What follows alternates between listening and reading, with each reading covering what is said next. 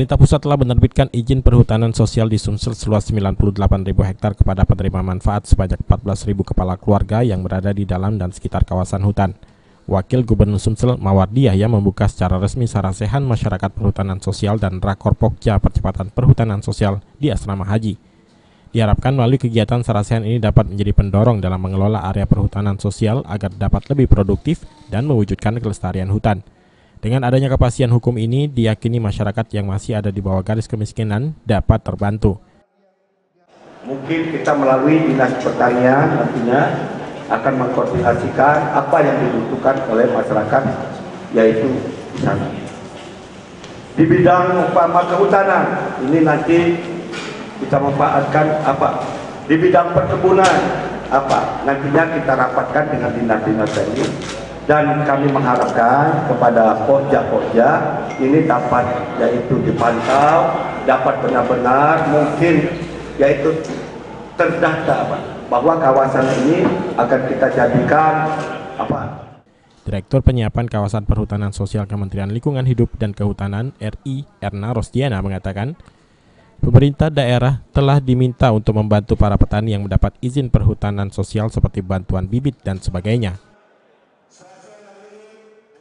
Ini adalah satu kesempatan untuk menjelaskan kepada mereka bahwa apa arti dari SK izin perhutanan sosial itu.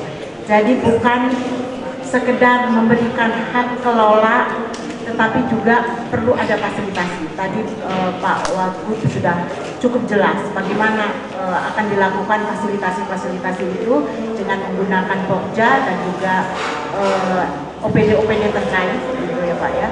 Dan saya kira juga yang paling penting adalah tadi sudah disampaikan kontrol. Program perhutanan sosial ini ditujukan kepada masyarakat yang sudah mengelola hutan tetapi masih ilegal.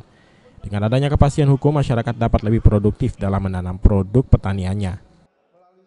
Kriteria untuk dapat izin perhutanan sosial adalah masyarakat yang sudah mengelola hutannya tetapi masih ilegal.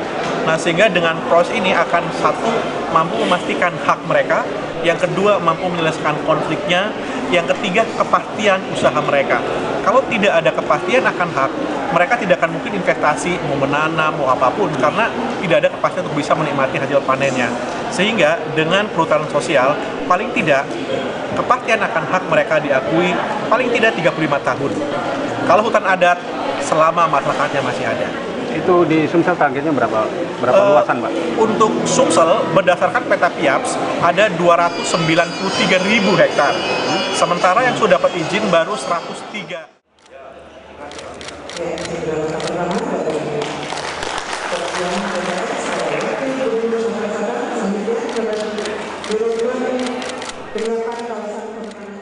Julius Tumban Kaul, PAL TV.